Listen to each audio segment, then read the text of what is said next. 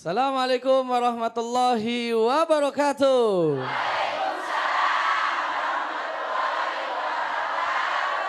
Hamdan syukronillah, assalatu wassalamu ala rasulillah sallallahu alaihi wasallam, amma ba'du. Pemirsa MNC TV yang berbahagia dimanapun Anda berada, yang insya Allah semua dalam keadaan sehat, semua dalam keadaan baik, dan semua dalam lindungan Allah subhanahu wa ta'ala. Senang sekali pastinya saya Hafiz bisa menyapa Anda kembali dalam program yang selalu mengajak kita untuk belajar dan selalu mendekatkan diri kita kepada Allah Subhanahu wa taala, yaitu Siraman Kolbu.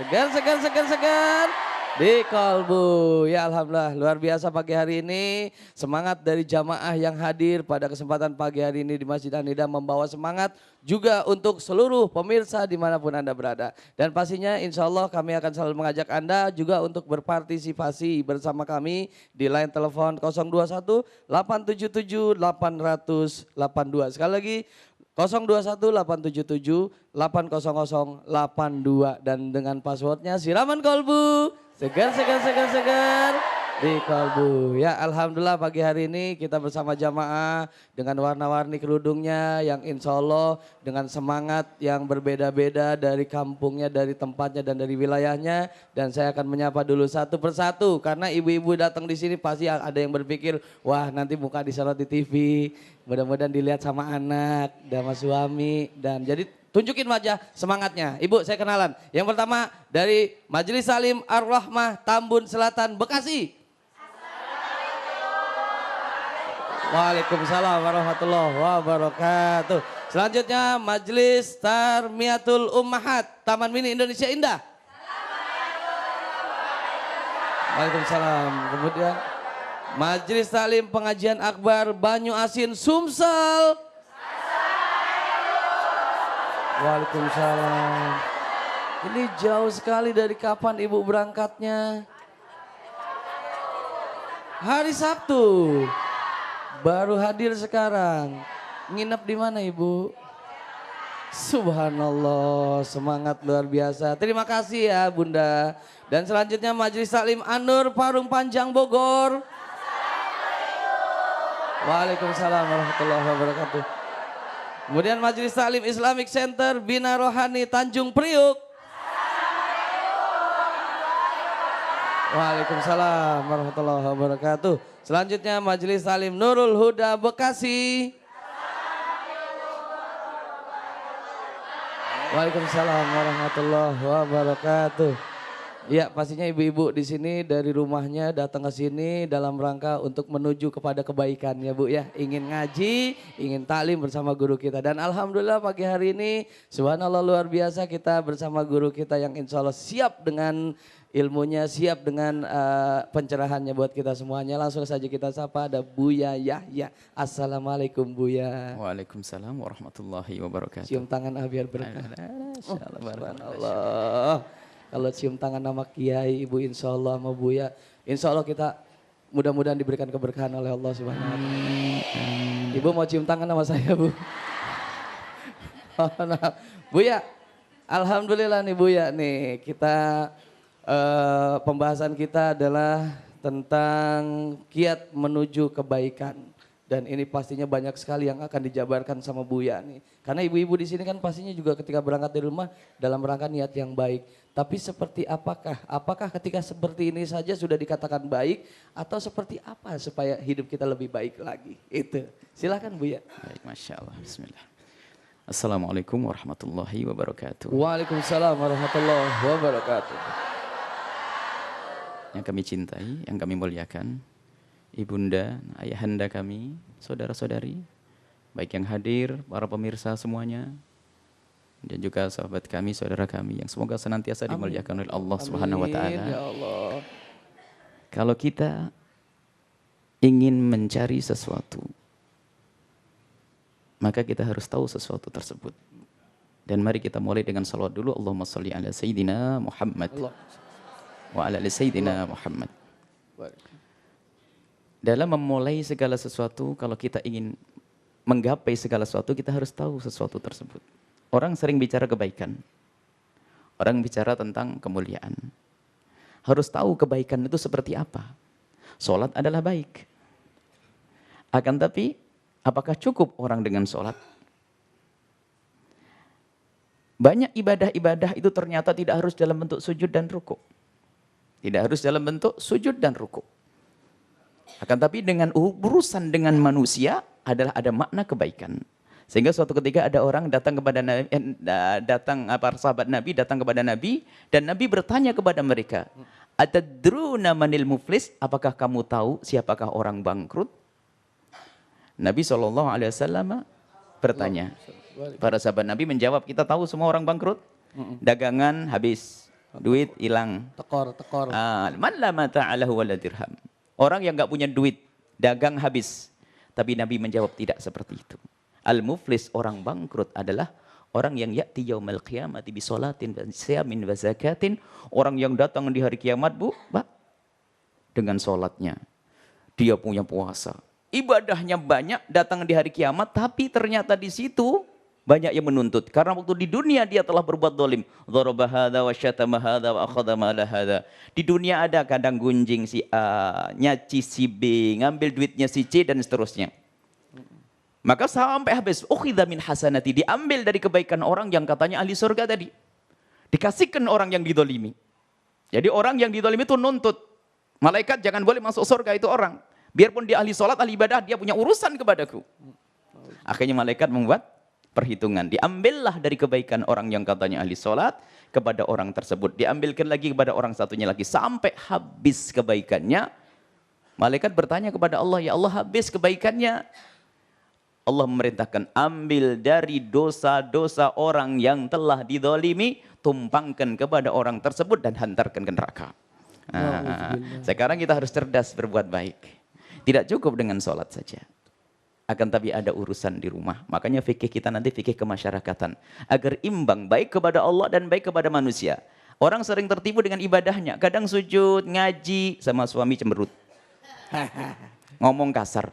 Bahkan ada mungkin seorang suami ibadah di masjid, iktikaf, puasa, iktikaf. Sama istri tidak bisa mesra, tidak bisa indah. Mesra dengan pasangan sendiri adalah ibadah yang luar biasa. Bahkan lebih hebat daripada rokaat yang didirikan. Mesra kan indah. Cuman kadang orang tertipu. Baik, ngaji luar biasa. Paling cepat kalau diajak ngaji. Senyum sama sahabat-sahabatnya. Tapi kalau di rumah keluar taringnya. Musibah, ada model manusia semacam ini. Maka dari itu jangan sampai kita tertipu. Kebaikan yang kita cari adalah bagaimana kita bisa baik kepada Allah yang pertama. Dan baik kepada sesama manusia. Bahkan dikatakan dalam satu riwayat, inna mra'atan taqumul laila wa tasumun nahar. Ada seorang wanita kerjaannya itu bangun malam. Siangnya puasa, hebat atau tidak? Subhanallah. Malam harinya bangun malam, siangnya puasa. Ghairu anna laha syai'an tu'dhi bihi jiranaha wa fi riwayatin bilisaniha. Cuman ibu yang katanya ahli ibadah tersebut punya kebiasaan. Kalau ngomong sama tetangga nyelekit. Nyelekit. Sakit. Dijawab nyelekit. Dijawab oleh Rasulullah, la khaira fiha innaha min ahli nar, enggak ada baiknya. Dia ahli neraka. Sehingga ini yang harus kita pahami. Ibadah kepada Allah tidak banyak-banyak. Misalnya sholat 5 waktu saja. Tambah sunnah qabliyah ba'diyah. Nanti fikih yang akan kita berikan fikih ringan. Qabliyah ba'diyah. Kemudian ya tahajud ya ala kadarnya berapa. Tapi sama suami lembut, sama istri penuh kasih, sama tetangga baik. Kalau maknanya tetangga ini luas, Islam itu indah. Bukan tetangga yang beragama Islam saja, lihat indahnya Islam. Mungkin tetangga kita yang beragama lain pun kita punya kewajiban untuk memperhatikan dia. Kalau sakit kita kasih obat. Apalagi tetangga yang ada kerabat. Sekarang sama saudara kadang berantem. Ya. Maka banyak ibadah-ibadah yang dilakukan seorang hamba. Karena tidak ada keseimbangan, tidak ada kesadaran. Ibadahnya sujud rukuk, tidak mengurus urusan dengannya. Maka akan habislah pahalanya orang tersebut. Iya. Baik Buya, alhamdulillah awalan yang insya Allah memberikan kita pencerahan ya Bunda ya. Jadi adanya keseimbangan. Tapi bahwasannya biasanya kita jadinya akan berpikir bahwasannya bagaimana dong. Sekarang yang penting hidup itu baik. Akhirnya ibadah malah juga banyak yang ditinggalin. Ya kan Bu? Nah ini yang ditanyakan nanti pastinya kita akan banyak bertanya kepada Buya. Seperti apakah hidup yang seimbang itu? Kelanjutannya setelah yang saat ini. Tetaplah bersama kami di Siraman Kolbu. Segar di Kolbu.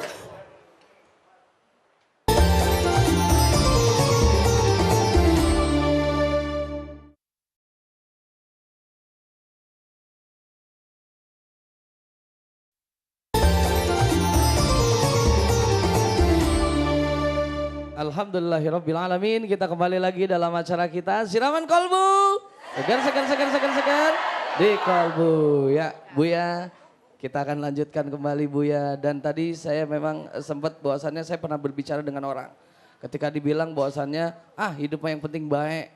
Baik sama orang, baik sama lingkungan dan baik sama sesama. Tapi akhirnya dia sampai yang namanya sholat mah gak terlalu penting. Hidup yang penting baik. Nah, itu yang seperti apa tuh yang dikatakan baik itu, Bu ya? Itu adalah kebaikan namanya akhlak. Dan akhlak itu disepakati oleh akal. Kalau ada tetangga ngasih, kita ngasih lagi. Namanya itu bisa masuk bab basa-basi sosial. Akan tapi orang yang beriman punya motivasi tinggi. Di saat berbuat baik bukan karena ingin dibalas kebaikan. Akan tapi ingin dibalas oleh Allah. Lah ini yang harus dihadirkan. Di negeri kafir pun ada. Kalau ada tangga datang dikasih. Yang tidak kenal Allah pun biasa memberi kebaikan. Akan tapi tujuannya bukan karena Allah. Akan tapi dibalik itu semua mungkin minta disanjung, mungkin minta dibalas. Tapi kebaikan yang dihadirkan oleh Nabi SAW adalah kita berbuat baik untuk manusia karena Allah Subhanahu Wa Taala. Jadi kita berbuat baik apakah dibalas atau tidak dibalas, kita berbuat baik. Ada lagi nanti lanjutan sedikit bahwa ada orang yang baik kepada manusia ini tadi, tapi tidak baik kepada Allah. Lihat, alhamdulillah kebaikannya ada maknanya. Orang berbuat baik akan tapi rugi, dia di akhirat tidak mendapatkan apa-apa. Dan kalau ada orang berbuat baik kepada manusia, tidak baik kepada Allah, diduga, dikhawatirkan dia adalah bukan orang yang baik secara sesungguhnya. Mohon maaf, pernah lihat kalau menjelang lebaran ada orang bagi-bagi hadiah? Toko, orang punya toko bagi-bagi? Baik banget. Baik? Atau karena pengen nanti setelah lebaran biar belanja balik? Ayo, mana? Hah? Promo gitu. berarti. Nah, itu. Tapi orang berbuat yang sesungguhnya tidak mengharap itu. Akan memberi karena Allah Subhanahu Wa Taala.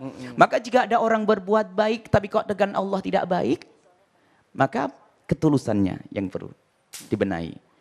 Misalnya ada orang nyumbang 100 juta untuk sebuah pembangunan masjid, madrasah, nyantuni anak yatim dan sebagainya. Pahalanya besar 50 juta. Sholat subuh 2 rakaat. Ada pahalanya atau tidak? Ada. Ya kan?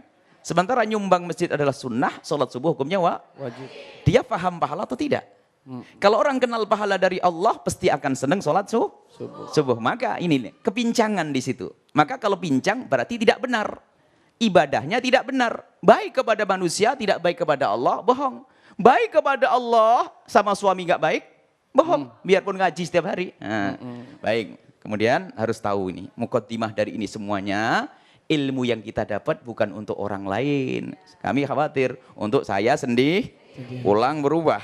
Yang menyaksikan berubah semuanya. Jadi yang sudah rajin sholat ngaji, ayo ditambah. Rajin, baik, berbuat baik kepada sesama, tetangga dan seterusnya. Yang sudah baik kepada tetangga dan seterusnya, sempurnakan. Baik kepada Allah. Kita mencari pahala dari Allah Subhanahu Wa Taala. Itu keseimbangan. Dan itu hakikat takwa. Takwa itu ringkas, baik kepada Allah, baik manusia. Orang baik kepada manusia, enggak baik kepada Allah, bohong. Baik kepada Allah, enggak baik kepada manusia, habis pahala. Makanya nanti kita akan gabungkan fikih lahir, fikih batin. Ada orang sholat, banyak ibadah-ibadah, tapi dia lupa menggunjing. Kalau sudah menggunjing itu tidak baik sama manusia. Pahalanya habis dan tidak sadar dia. Dan menggunjing itu kadang di majelis taklim.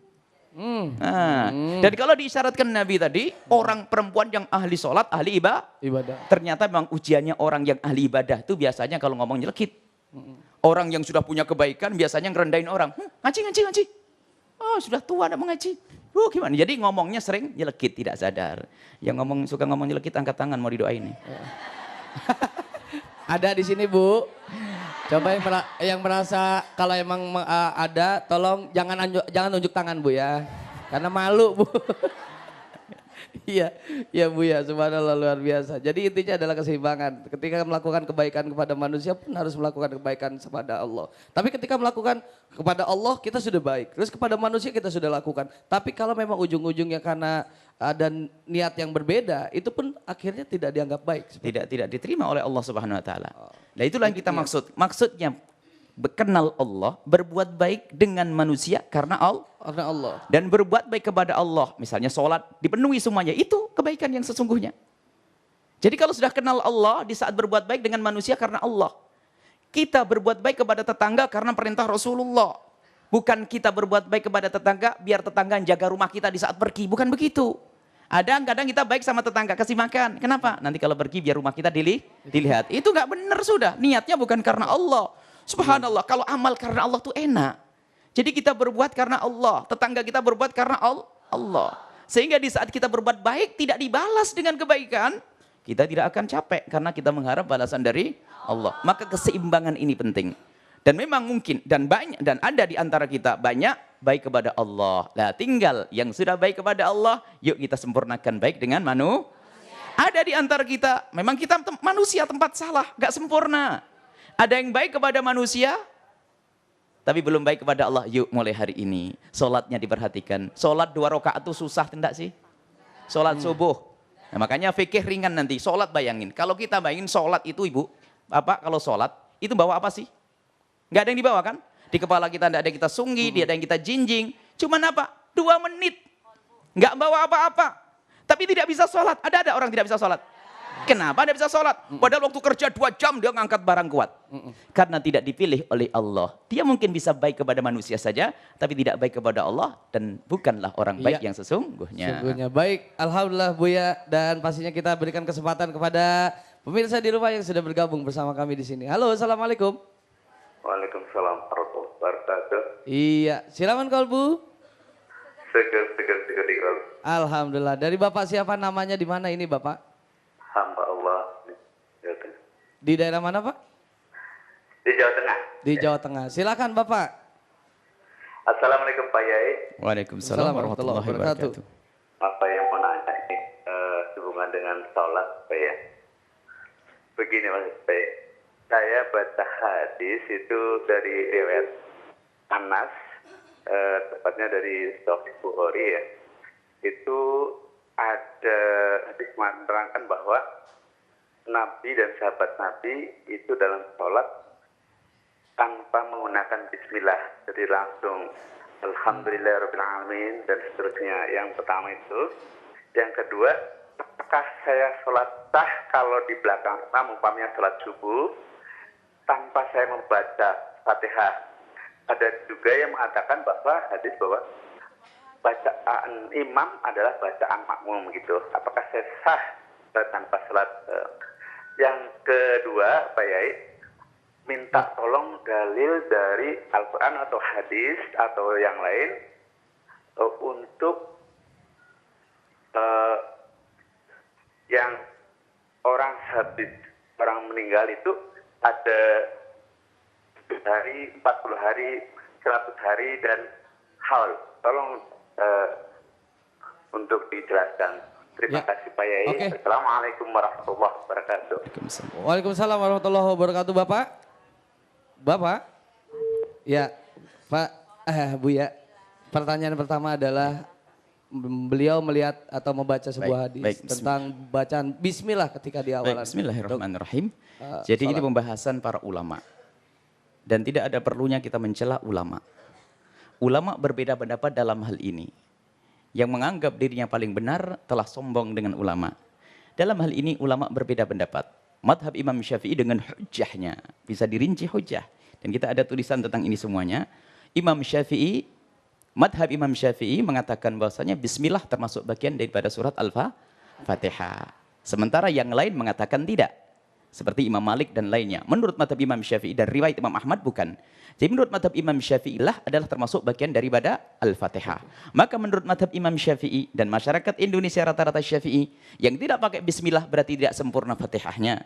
Berarti yang tidak sempurna Fatihahnya tidak sah. Itu menurut madhab Imam Syafi'i. Kita hargai, ini ulama yang ada di Indonesia, madhabnya rata-rata Syafi'i. Kemudian madhab lain, hanya antara disirkan dan mengatakan tidak, bukan termasuk bagian dari surat Al-Fatihah. Bagi yang mengatakan bismillah bukan dari bagian Fatihah, maka mereka tidak membaca bismillah. Akan tapi di Indonesia rata-rata masyarakatnya madhab Syafi'i, maka hendaknya membaca bismillah. Sekarang kalau kita menjadi bijak, coba. Kalau ada yang pakai bismillahirrahmanirrahim, antara yang baca bismillah dan tidak, coba dicermati sedikit.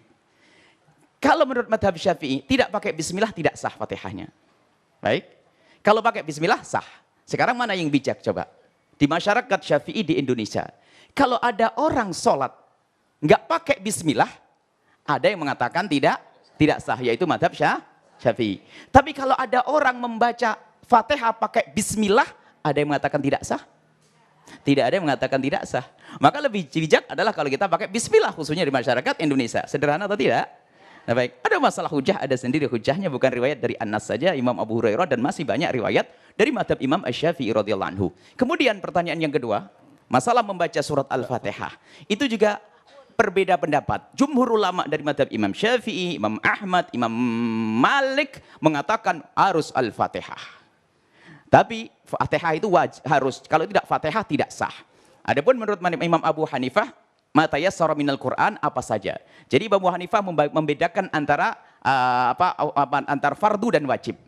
Kalau menurut Imam Abu Hanifah, fardu harus ditetapkan dengan dalil yang qat'i. Jadi membaca surat Al-Fatihah hanya wajib saja menurut Imam Abu Hanifah. Kalau tidak dibaca tetap sah. Tapi diganti dengan ayat Al-Quran yang lainnya. Tapi jumhur ulama tetap membaca surat Al-Fatihah. Kalau dirinci lagi, siapa yang wajib membaca Fatihah? Kalau kita ikut madhab Syafi'i. Yang wajib membaca Fatihah adalah semua dari kita wajib membaca Fatihah. Baik kita jadi imam atau jadi makmum. Hanya satu keadaan saja. Makmum tidak wajib membaca Fatihah. Satu keadaan saja. Yaitu di saat makmum sambung dengan imam, nggak cukup untuk baca Fatihah. Misalnya, imam berdiri, kita baru Allahu Akbar, imamnya ruku. Nggak usah baca Fatihah. Nah, tapi kalau kita punya waktu yang cukup untuk membaca Fatihah, maka kita wajib baca Fatihah. Baik. Subhanallah, insya Allah menjadi jelas buat kita semuanya. Dan pastinya buat jamaah dan pemirsa jangan kemana-mana. Kita akan sambung kembali setelah yang satu ini. Tetaplah bersama kami di Siraman Kolbu. Segar di Kolbu.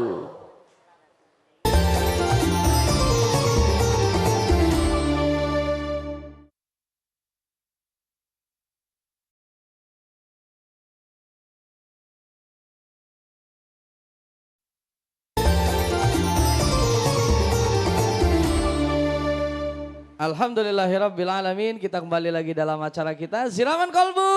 Segar di Kolbu. Ya, tadi sempat terputus, dan untuk Bapak yang berada di Jawa Tengah, ini mengenai kebiasaan dan juga ini pertanyaan buat kita semuanya. Ketika meninggal dunia, ada 3 hari, 7 hari, 40 hari, dan 1000 hari, itu bagaimana? Ini ada pertanyaan dari hamba Allah di Jawa Tengah. Kami himbau kepada siapapun untuk senantiasa berlapang dada di saat melihat perbedaan pendapat. Jangan biasakan untuk mencaci dan mengolok. Ada sebagian kaum muslimin kerjaannya hanya membid'ahkan orang, menyesatkan orang, mengatakan orang lain sesat dan seterusnya. Adapun berkenaan dengan ini, itu masuk dalam umumul adillah. Umumnya dalil, wa idha hadaral kismata ulul qurba wal yatam wal masakin farzuquh minhu. Jadi kalau ada orang meninggal dunia, kemudian ada kerabat-kerabat yang datang, maka bagikan rezeki. Itu disebutkan dalam Al-Quran. Jadi apakah rezekinya duit dibagi-bagi atau buat makanan dan seterusnya, ini ada disebutkan di dalam Al-Quran. Sehingga masalah ini bukan masalah yang orang harus dikatakan bid'ah di saat membuat makanan. Nabi pernah mengatakan kepada sahabat Nabi waktu Sayyidina Ja'far meninggal, istri beliau kan seorang fakir. Nabi berkata, isna'uli ali Ja'far at-ta'am. Wahai para tetangga, Ja'far itu melarat. Maka hendaknya tetangga itu membuat makanan. Dan ini bukan larangan bagi yang punya rumah untuk membuat makanan. Tapi syarat makan yang dibuat udah makanan miliknya, bukan makanan yang diwaris. Ingat, harta waris tidak boleh digunakan untuk selamatan. Karena harta waris itu miliknya yang punya ahli waris. Misalnya Anda sebagai seorang anak, bapak meninggal dunia, maka kalau ingin mengadakan sedekah dari duitmu sendiri, bukan duit yang bakal diwaris. Kalau duit yang bakal diwaris, itu harus kesepakatan semuanya. Jadi ada pun yang ditanyakan tentang 3 hari. 3 hari itu kebiasaan. Akan tapi itu masuk pembahasan tentang apa hakikat tahlil yang sering dibahas oleh orang. Tahlil itu masuk pembahasan ulama dahulu namanya ihda'us tsawab, menghadiahkan pahala. Apakah benar menghadiahkan pahala? Apakah nyampe atau tidak? Ulama berbeda pendapat tentang menghadiahkan pahala adalah nyampe dan tidak nyampenya, bukan boleh dan tidak bolehnya. Akan tapi padahal ulama mengatakan yasil ola yasil, nyampe atau tidak nyampe, akhirnya di masyarakat berubah bid'ah dan tidak bid'ah. Ini salah, nyampe tidak nyampe. Jumhur ulama mengatakan nyampe. Imam Syafi'i mengatakan tidak nyampe, akan tapi dijelaskan oleh Imam Buaiti murid-muridnya tidak nyampe jika tidak dihadiahkan misalnya. Artinya ini adalah masalah khilaf yang jelas. Akan tapi kebanyakan ulama biasa orang menghadiahkan pahala. Setelah baca surat Yasin semoga pahalanya nyampe kepada. Adapun hadisnya riwayat sahihah, seorang perempuan nadharat ummi bil hajj, seorang perempuan pernah berkata, "Ya Rasulullah, ibuku pernah nadar untuk haji. Kemudian mati belum pernah melaksanakan haji. Bagaimana? Aufi binadrik. Ente penuhi nadarnya dia dengan haji anha. Engkau berhaji untuk dia." Berarti dia melakukan ibadah untuk ibundanya. Jadi kalau kita melakukan amal baik dan tidak ada hubungannya dengan wa'alaisal insani illa masa'a, bukan, tidak ada hubungannya dengan ayat itu. Akan tapi kalau kita punya kebaikan, kemudian kita hadiahkan kepada orang lain, diperkenankan. Dan ulama mengatakan itu adalah nyampe. Dan masalah nerima dan tidak nerima itu seperti doa yang lainnya. Kalau Allah berkenan nerima. Cuman bahasanya nyampe itu maksudnya boleh dan diperkenankan. Kemudian masalah 37 itu kebiasaan saja. Bukan urusan Hindu-Buddha. Sebab di satu negeri kita ada. Di satu negeri misalnya Hadramut dan seterusnya. Di sana adalah tidak pernah kenal Hindu-Buddha. Tapi ada 3 hari. Karena memang akal takziah. Takziah itu paling minimal 3 hari misalnya. Jadi 1, 2, 3. Setelah selebihnya sebagian mengatakan haram, sebagian mengatakan makruh. Jadi untuk jangan sampai membangkitkan duka itu kembali. Jadi itu masalah kebiasaan. Cuman permasalahan sebagian orang itu karena sudah terlanjur tidak senang, ya sudah dibahas mulai dari makanannya nggak boleh. Setelah dijelaskan dengan dalilnya, bukan makanannya, tapi 3 harinya. Baik, sekarang nggak usah pakai 3 hari, diganti 10, 20, mau datang enggak? Jadi permasalahannya adalah karena sudah menanamkan permusuhan. Padahal kalau kita mengadakan doa, mendoakan orang meninggal dunia, boleh di hari pertama, hari ke-10, hari ke-12, terserah kapan saja. Intinya kan adapun mendoakan orang meninggal dunia sangat diharap. Adapun masalah haul itu bukan mengingat orang mati, memperingati orang mati, tidak. Haul itu adalah bahwasanya kita mengingat seseorang itu karena perjuangannya, karena kebaikan. Kalau kita bicara tentang haul, ini kembali kepada masalah berbakti kepada orang tua. Berbakti kepada orang tua yang telah meninggal dengan 3 hal. Disebutkan dalam banyak riwayat. Yang pertama, jangan engkau berdoa kecuali dibawa dalam doa. Jadi kalau kita sudah punya bapak meninggal dunia, kita belum sempat berbakti waktu masa hidup beliau, maka ibu jangan berdoa kecuali dibawa. Ya, kalau lupa mendoakan tandanya lupa kebaikan. Jadi kita bawa dalam doa. Yang pertama, yang kedua, kalau kita punya rizki, punya kebaikan, sedekahkan dan infakkan, niatkan untuk orang tua. Yang ketiga adalah menyambung silaturahmi dengan orang-orang yang pernah dibaiki oleh orang tua kita. 3 hal. Di dalam hal ini adalah mengumpulkan sanak kerabat ya, anak keturunannya kumpul agar silaturahmi. Kenapa kok harus setahun sekali? Kalau setiap hari keberatan.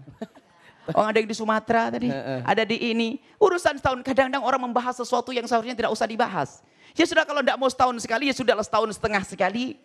Atau 3 tahun sekali. Cuman sekarang karena ada kebencian dari sebagian orang, akhirnya orang jadi bermusuhan. Ini masalah sederhana. Baik, kalau tidak 3 hari, anggap 7 hari dan 16 hari boleh. Baik, kami himbau kepada saudara-saudara kami yang kami cintai. Hentikan untuk menghujat orang lain. Hentikan untuk caci maki. Kita ingin hidup indah ya. Yang jelas itu adalah syarat syar'i, ada sedekah di dalamnya, ada doa di dalamnya, ada silaturahmi di dalamnya. Siapa yang berani mengatakan 3 hal ini adalah salah? Enggak ada. Wallahu a'lam bishawab. Luar biasa, alhamdulillah. Ibu, sekarang saatnya buat yang di rumah tadi, buat yang di Jawa Tengah, terima kasih. Dan sekarang saatnya untuk jamaah yang hadir pada pagi hari ini. Ya, ibu kayaknya melongo semua, subhanallah. Melihat kayaknya mau nerekam semua. Memang ilmu yang disampaikan begitu luas dan begitu banyak manfaat buat kita. Sekarang saatnya ibu-ibu yang mau bertanya. Silakan ibu. Assalamualaikum warahmatullahi wabarakatuh. Assalamualaikum warahmatullahi wabarakatuh. Terima kasih Bu ya. Yang ingin saya tanyakan bahwa sesuai dengan kebaikan tadi orang memberikan sesuatu akan diberikan sesuatu. Nah dalam hal sholat ada yang beranggapan kita minta umpamanya ada kebutuhan sholat hajat kan tentunya.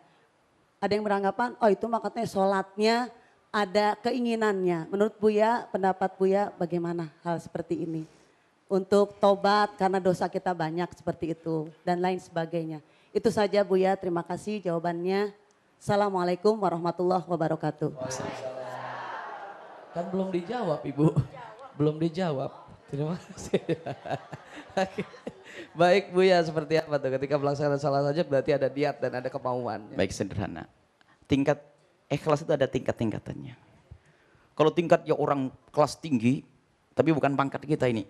Mereka beribadah karena Allah. Tidak mengharap, bahkan tidak mengharap balasan nanti di surga. Yang penting saya menjalankan tugasku sebagai seorang hamba untuk beribadah kepada Allah. Nah tingkat kita, ya macam-macam. Sholat duha biar dapat duit. Dapat duitnya dari Allah. Mintanya karena Allah, kepada Allah. Termasuk bagian ikhlas, biarpun kelas rendah nggak apa-apa. Ya kan? Yang nggak benar tuh sholat biar dilihat orang soleh, orang baik. Itu bukan. Tapi ibu melakukan sholat duha, ada kabar gembira dari Nabi. Kalau orang banyak sholat duha akan dibuka rizkinya. Sholat hajat dikabul. Dan memang begitu. Yang mengabul adalah Allah. Nah, baik. Itu termasuk bagian daripada ikhlas. Gak apa-apa kelas kita begitu ya. Allah. Oke, jadi nggak apa-apa berharap hadiah dari Allah. Iya. Terima kasih buat Bunda. Sekarang saatnya Ibu. Dari tadi sudah nunjuk-nunjuk saja saya. Bismillahirrahmanirrahim. Assalamualaikum warahmatullahi wabarakatuh. Waalaikumsalam warahmatullahi wabarakatuh. Terima kasih, perkenalkan Buya. Nama saya Hafidatul Rafi'ah dari Pengajian Akbar Talang Kelapa Banyu Asin. Jauh. Subhanallah. Ini Ibu Hafiz berarti ya? Alhamdulillah saya menaungi rumah tahfiz. Amin, amin. Ya Allah. Begini Buya. Saya sendiri sudah mendengarkan tausiah dari Buya bahwa kita harus seimbang masalah kebaikan, baik kebaikan habluminallah dan juga habluminanas. Nah di sini kaitannya dengan seorang istri. Ya. Alhamdulillah kita sebagai seorang istri sudah mengikuti berbagai macam pengajian, dzikir akbar dan sebagainya. Ya. Nah kami ibu-ibu ini ada yang saya mewakili ibu-ibu mau bertanya gimana kita sebagai seorang istri menjadi ummahatus sholihah, istri yang sholihah. Bagaimana kalau suami kita dalam keadaan tidak mau berpuasa dengan alasan nyari duit, kita sebagai seorang istri disuruh masakkan pada bulan suci Ramadan. Bolehkah kita masakkan suami kita yang tidak berpuasa atau kita diamkan biar lapar aja gitu Ustaz. Oke. Ya baik Bunda ada lagi kah? Ya terima. Kayaknya cukup. Iya subhanallah. Mohon untuk dijawab. Iya bagaimana tuh Bu ya? Baik subhanallah. Jadi kalau ada seorang suami yang tidak melakukan sholat, tidak berpuasa di bulan Ramadan tanpa ada udzur bukan sakit, maka haram bagi seorang istri untuk membantunya, membantu maksiat. Akan tapi ada prosesnya, tidak langsung ibu nggak mau memasakkan dia. Harus ada komunikasi dulu. Kalau sudah diingatkan dan diingatkan dan diingatkan tidak mau, maka tidak perlu lagi kita. Karena itu membahayakan. Kalau orang sudah tidak takut kepada Allah, dia akan bisa melakukan apa saja. Karena orang tidak kenal Allah. Jadi maksiat, kita membantunya juga maksiat karena membantu tidak berpuasa. Baik. Kemudian yang perlu diringankan ibu barangkali tuntutan kita. Kenapa kok mencari duit sampai tidak berpuasa? Mungkin kita ngomong bang, sudahlah nggak makan juga nggak apa-apa. Ibaratnya kita peringan pengeluaran, kita bantu tapi abang berpuasa dengan kelembutan. Bukan serta-merta langsung ngomongan ini langsung dipakai. Saya nggak mau masakin. Oh bukan begitu. Nah, maksudnya harus ada marhalah, ada caranya pelan dulu diingatkan, baru nanti kalau pada akhirnya harus ada keputusan yang jelas. Karena apa? Mempunyai seorang suami yang tidak sholat atau istri tidak sholat membuat banyak kehancuran di rumah, hilang berkah, anak tidak bisa baik. Mencari rizkinya pun rizki yang dicari dengan bermaksiat bukan rizki yang diterima oleh Allah Subhanahu Wa Taala baik. Iya subhanallah. Jadi kalau misalnya punya suami tukang ojek terus nggak mau puasa nggak mau sholat, ketika puasa ya ibu bilang, ibu bapak saya akan bantu pekerjaan bapak. Jadi ibu ngojek, insya Allah. Enggak bukan itu tapi tadi jawaban Buya sungguh luar biasa. Dan pastinya sesaat lagi kita akan lanjutkan tetaplah bersama kami di Siraman Kolbu. Segar di Kolbu.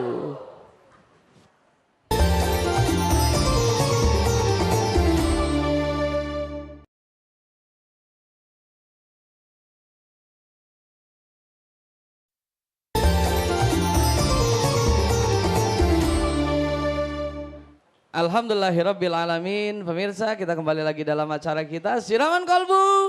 Segar di Kolbu. Ya Bu ya melanjutkan nih Bu ya. Tadi jamaah sudah bertanya tapi saya juga pengen nanya nih Bu ya. Kita itu memang kadang paham bahwasanya kita harus berbuat baik pada Allah dan juga berbuat baik pada manusia. Tapi ketika kita dalam kehidupan itu suka dibenturkan dengan permasalahan dan juga dengan situasi. Kita berhadapan mungkin ketemu dengan tetangga yang gak baik. Mungkin ketika itu kita juga berhadapan dengan bicara masalah teknologi, juga teknologi sudah semakin semakin canggih, dan teknologi itu kan sebagai mata pisau, bisa jadi baik tergantung siapa yang pakai, bisa jadi buruk tergantung siapa yang gunakan. Nah, kadang teknologi itu juga kita bisa mengarah bahwasannya kita jadi orang yang lalai, jadi orang yang lupa dan lain sebagainya. Dan bagaimana kita bisa hadapi itu semua? Baik, yang pertama untuk melanjutkan tadi, ibu yang kami cintai, para pemirsa dimanapun berada, tahu, jadi kebaikan yang kita ketahui itu hendaknya jangan seperti dongeng, yang hanya kita dengar saja. Akan tapi mari kita mengikuti apa yang dikatakan, sabdakan Nabi, ibda' binafsik. Menganggap diri kita adalah yang paling butuh dengan kebaikan. Sebab orang bisa berdongeng tentang kebaikan. Ya. Akan tapi tidak dirasakan oleh dirinya kalau saya butuh kepada kebaikan. Makanya tadi di Muqaddimah kami sampaikan, mari ilmu ini untuk kita sebelum orang lain. Sebab kadang orang kalau dengar cerita begini ingat orang lain. Itu dia. Wah, ini untuk aku. Saya yang berbicara, yang mendengar. Nah, kekuatan di dalam batin yang rindu kebaikan ini adalah seperti filter nanti. Sehingga dia itu karena dia rindu kebaikan, maka secara otomatis cara bergaulnya pun dia akan memilih. Nanti ada pembahasan. Yang membantu kita untuk bisa berbuat baik adalah pergaulan, kawan. Pergaulan ini membantu sekali. Kalau ibu duduk dengan ibu-ibu yang baik-baik. Kalau ibu yang suka gunjing, ketularan gunjing. Dan kita harus tahu, kawan itu ada teman hidup itu bukan sekedar dari makhluk hidup, tapi dari benda mati. HP, televisi, laptop, itu semuanya juga teman hidup yang merusak. Yang diprogram oleh orang hidup, yang rusak, ada yang baik. Maka kita pun harus seleksi. Kalau kita membangun kebaikan di rumah kita, harus kita bangun semuanya. Bukan hanya kita ajari ngaji, sampai di rumah ternyata ada program stasiun radio, televisi, dan sebagainya yang merusak. Ngajinya seminggu sekali, yang rusak setiap hari. Kira-kira gimana judulnya? Nah, maka itu ada keseimbangan juga. Maka kita kalau selalu ingin membuat keseimbangan. Jadi jangan sampai kita itu tertipu, dipikir kebaikan hanya didapat di majelis ilmu. Akan tapi di rumah pun pendidikan harus selalu ada. Apa yang ditonton oleh anak-anak kita? Temani anak kita di saat untuk menonton acara televisi. Yang membangun jiwa mereka. Yang membangun akhlak mereka. Bergaulnya pun harus kita perhatikan. Dengan siapa dia bergaul? Termasuk di saat kita memilihkan sekolahan itu pun ada sangkut pautnya dengan pergaulan. Karena kalau anak kita masukkan ke sebuah sekolahan, artinya kita biarkan mereka bergaul dengan temannya di sana. Jadi nanti insya Allah dalam fikih lahir batin itu akan kita bahas juga tentang pendidikan. Fikih lahir batin itu pembenahan akhlak juga. Bagaimana mendidik anak yang benar, memilihkan sekolah, memilihkan kawan dan seterusnya. Itu ceritanya panjang insya Allah, maka diikuti terus silsilah berikutnya. Jadi seperti itu. Jadi nggak cukup ya, orang hanya dapat ilmu-ilmu, kemudian tidak coba diamalkan, kemudian mencoba mengamati di kiri kanan kita. Ya, bahkan di dalam rumah seorang ustadz pun bisa anaknya rusak karena apa? Ngajinya sesaat-saat, televisinya full. Line internetnya full, berubah, ya kan? Maka ini harus kita perhatikan teman dari benda mati yang diprogram oleh orang hidup itu harus kita perhatikan. Ya, baik. Kadang-kadang latah kita karena punya duit langsung diberikan apa? Diberi ini, tak tahu nanya rusak dengan fasilitas tersebut. Baik, Buya, sederhana tips buat paling tidak adalah yang sudah disampaikan. Buya sudah menyampaikan dan insya Allah pemirsa juga sudah mendengar langkah awal yang kita lakukan untuk diri kita pribadi dan untuk keluarga apa nih dalam menuju kebaikan di mata Allah dan di mata manusia. Baik, sederhana Ibu, ada satu langkah untuk mencapai kejayaan di dunia dan akhirat. Ibadah, sebelum ibadah ada namanya tafakkur. Ngerenung, kita perlu untuk merenung sebanyak-banyaknya. Jadi kita perlu duduk mikir, iya ya kok saya masih nyelekit ngomong sama suami padahal sering ngaji. Kadang-kadang nggak sadar loh ya orang salah itu. Ada orang salah nggak sadar, ngomong sama saudara nggak sadar. Umroh bolak-balik rebutan waris belum beres, nggak sadar dia. Dipikir setelah umroh langsung karena mendengar yang umroh selamat masuk surga, haji dihapus dosanya oleh Allah, warisannya belum beres. Jadi yuk kita merenung diri sendiri, gimana kesalahanku kepada. Makanya nanti ada silsilah dengan ibu, kesalahanku dengan ibundaku seperti apa, dengan ayahandaku, dengan suami, dengan saudara, dengan tetangga, dengan karyawan. Kenapa saya zalim kepada karyawan? Dia adalah hamba Allah umat Nabi Muhammad SAW. Aku mestinya menghargai dia. Bahkan mungkin dia lebih dekat kepada Allah daripada aku. Beri waktu untuk sholat dia. Kenapa hanya aku ambil tenaganya untuk bekerja, tapi tidak aku beri kesempatan untuk dekat kepada Allah. Terus koreksi. Nah, ini namanya tafakkur, sampai dikatakan oleh Qadiyat, tafakkur sa'ati khairun min ibadati sanati. Merenung sesaat lebih bagus daripada ibadah setahun enggak pakai renungan. Ada orang ibadahnya latah, ikut, nggak dirasakan. Tapi kita perlu renungan, merenung dan merenung terus. Dan sisihkan waktu untuk ini. Makanya kalau ibadah itu dibagi 3. Ibadah jelas, sholat, ngaji dan sebagainya. Yang kedua adalah merenung. Merenung dosa juga, ya Allah aku begini. Yang ketiga adalah panjatan doa. Jadi kalau ibu bangun malam 1 jam bagi 20, 20, 20. Yang pertama adalah sholat, baca Quran. Yang 20 menit ngerenung ibu, ya Allah aku kok begini, aku kok begini, aku kok begini. Terus jangan renungin orang ya.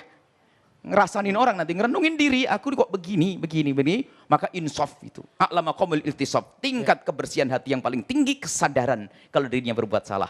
Baru setelah itu dia memanjatkan doa sesuai dengan renungannya. Ya Allah, mataku sering lihat yang haram, mulutku tajam, dan seterusnya, dan seterusnya. Maka ini adalah kesadaran.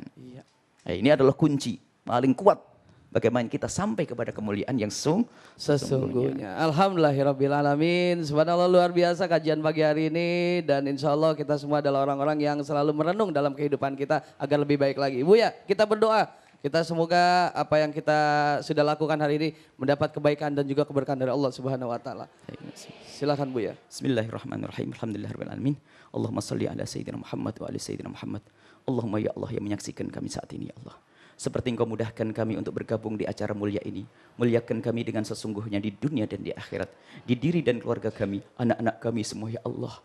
Jika ada di antara kami yang mempunyai anak jauh dari kebenaran, bawa mereka kepada kebenaran ya Allah. Ampuni dosa kami dan dosa orang tua kami ya Allah. Ampuni dosa kami dan dosa guru-guru kami ya Allah. Dan berikan kasih sayang-Mu kepada kami dan mereka semua ya Allah. Dan kami mohon yang hadir atau yang menyaksikan acara ini Allah.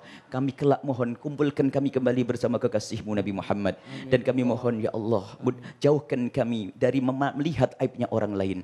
Ya Allah, jauhkan kami ya Allah, kami dari melihat aibnya orang lain. Dan jauhkan orang lain dari melihat aib kami. Dan kami mohon bukalah aib kami di mata kami. Agar kami tahu kekurangan kami untuk merubah diri ya Allah. Dan fahamkan kepada kami hakikat kebenaran ya Allah. Hakikat kemuliaan ya Allah. Dan bantu kami untuk mendapatkan kemuliaan di dunia dan di akhirat. Dan kami mohon ya Allah wujudkan keindahan dalam rumah tangga kami. Suami istri yang saling mencintai karenamu. Saling mengabdi, saling berkorban, saling berbuat baik. Dan kami mohon wujudkan keindahan di masyarakat kami, di tetangga kami ya Allah, di tetangga kami ya Allah. Jangan sampai ada gunjingan ya Allah, jangan sampai ada dengki ya Allah. Dan kami mohon jika ada orang yang berbuat salah kepada kami, jika ada orang menyakiti kami, jika ada orang yang berbuat zalim kepada kami mohon ya Allah ampuni mereka ya Allah. Jangan Kau hukum mereka dengan kezaliman mereka kepada kami. Dan kami mohon ya Allah, kami mohon ya Allah, jauhkan kami dari dendam kepada sesama kami. Dan kami mohon ya Allah yang menyaksikan kami saat ini ya Allah. Kami mohon ya Allah mudahkan segala urusan kami. Lapangkan rezeki kami. Yang sakit sembuhkan. Yang punya hutang mudahkan kami dalam bayar hutang kami. Dan kami mohon ya Allah panjangkan umur kami dalam sehat walafiat serta taat kepadamu. Dan kami mohon ya Allah di saat banyak orang bermusuhan, kadang atas dasar agama ya Allah, kami mohon ya Allah pertemukan hati kami dalam cinta karenamu. Jadikan kami hamba-hamba yang saling mencintai karenamu ya Allah. Panjang umur, sehat afiat, husnul khatimah, mati dalam keadaan iman. Dan kami mohon ya Allah jadikan ucapan kami di akhir hayat kami kelak saat Engkau hendak mencabut nyawa kami, hati dan lidah kami mampu mengucapkan kalimat agung dan mulia la ilaha illallah Muhammadur Rasulullah, la ilaha illallah Muhammadur Rasulullah, لا إله إلا الله محمد رسول الله صلى الله عليه وسلم. ربنا آتنا في الدنيا حسنة وفي الآخرة حسنة وقنا عذاب النار. وصلى الله على سيدنا محمد وعلى آله وصحبه وسلم. الحمد لله رب العالمين. الفاتحة. أعوذ بالله من الشيطان الرجيم. بسم الله الرحمن الرحيم.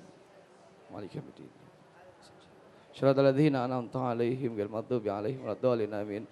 Alhamdulillahirrabbilalamin. Terima kasih Bu Yahya. Terima kasih kepada pemirsa dan juga seluruh jamaah. Kita sadar bahwasanya kita adalah manusia yang penuh dengan salah, penuh dengan khilaf dan masih jauh daripada kebaikan. Oleh karena itu kita selalu memohon kepada Allah agar terus dibimbing menjadi makhluk yang lebih baik lagi, baik di mata Allah dan baik di mata manusia. Terima kasih. Sampai jumpa lagi besok. Pastinya bersama Siraman Kolbu. Dan mohon maaf kalau ada salah dan hilaf, kesempurnaan hanya milik Allah Subhanahu wa taala. Billahi taufiq wal hidayah. Assalamualaikum warahmatullahi wabarakatuh. Siraman Kolbu, segar di kolbu. Salatullah, salamullah ala toha rasulillah. Salatullah, salamullah